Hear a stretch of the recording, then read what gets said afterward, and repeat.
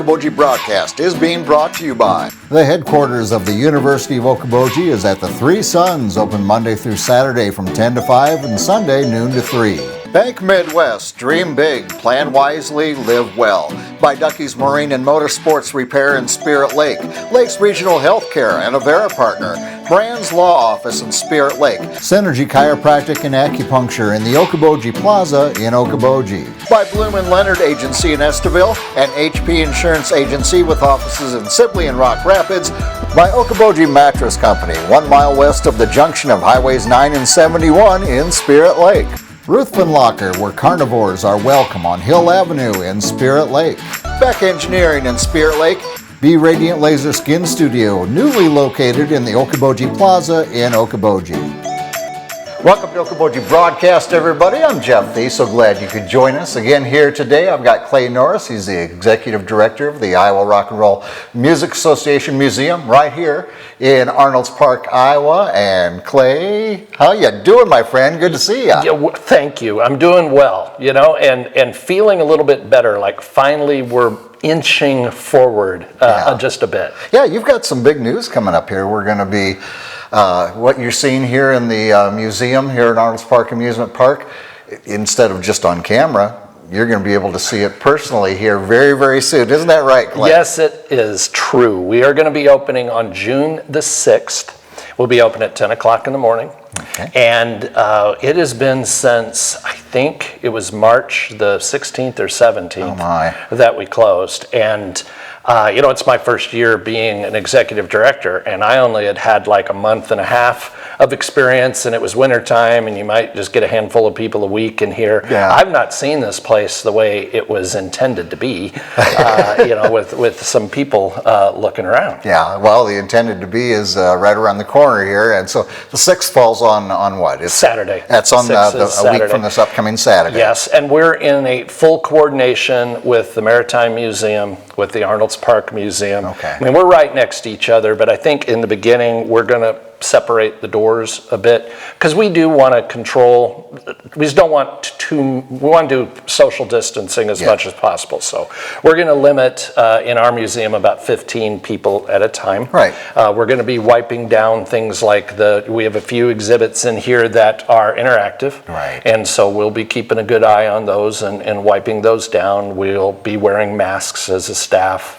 Obviously, encouraging that with anybody that comes, and may even require it. We're still trying to decide what the best thing to do is there, and that's honestly why we're waiting until the 6th to open. Yeah. Is the governor's allowing it right now, but we want to really review what needs to be done, do the proper things for the safety of our staff, and primarily for the safety of all of you all. That come in here. Yes, absolutely, because that's got to be the top priority right now, and you're taking the steps for that.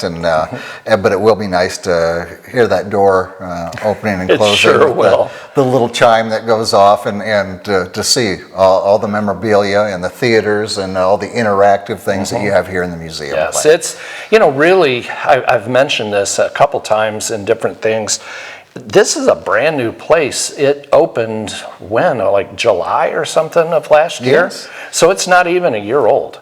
Yeah. And we just really have not had the traffic in here that this place does deserve. There's so many cool things. Yeah. And, in the back of the museum, we have the touch screens that have, 500 inductees in there, almost 500. It will be after this class.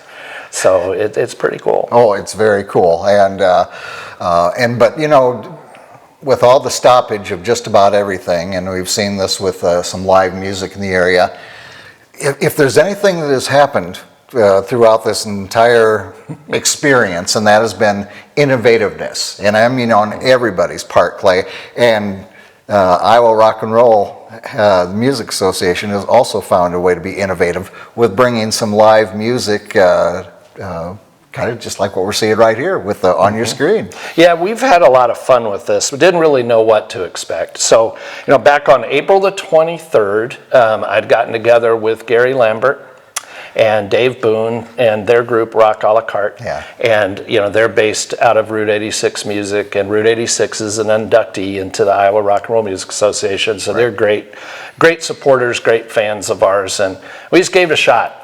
And unfortunately, they had worked so hard to get the sound just perfect, and then a little technical gremlin got in there, and they ended up just doing it on handheld iPhones, but nobody seemed to care because no one cared. It was live music going on. We had 4,000 people, more than 4,000 people tune in, and very engaged group. That's one thing you can find through Facebook, which is fascinating, is to see how many people actually click and how many people actually like and that sort of thing. We have a highly engaged group. So we had the comments. Yeah, I love watching the comments so as fun. It's happening. People are just, I'm loving this, and it's fun. Well, and then they talk to each other. It's like someone will show up and it's, hey, Martha from Arizona. Hey, Martha.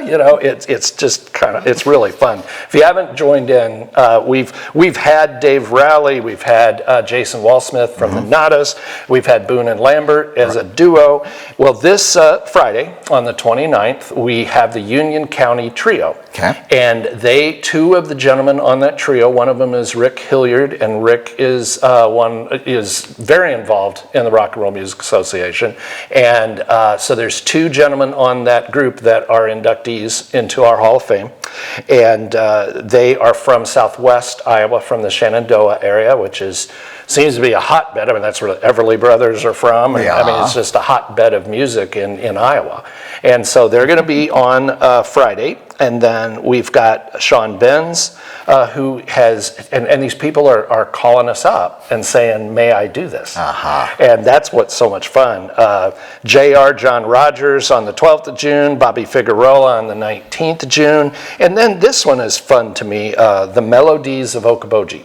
All right, they are a trio that has been founded here recently, and one of the neatest things about our organization and one of our missions is just to inspire and to give people exposure. Yes. And so we have the opportunity for the Melodies. They've played some restaurants, they've done some casual things, but hopefully we'll get 2,500 to 5,500 people watching them on the 27th of June. Boy.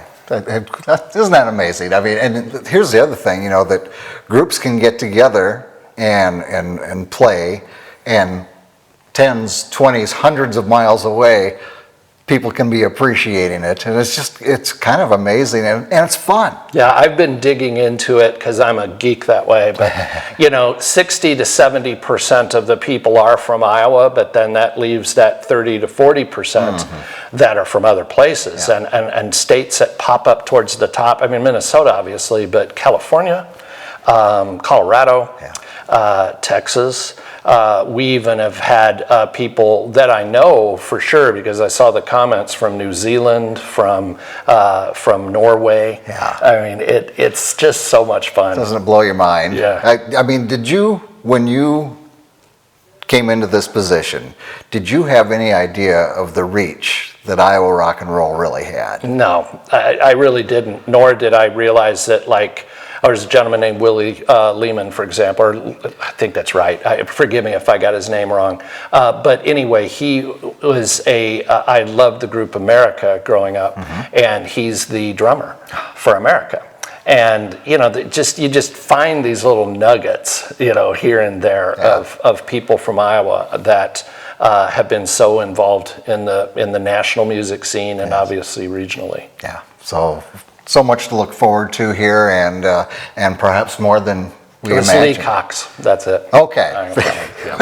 My brain, the old file clicks a little slower sometimes. You're in good company here.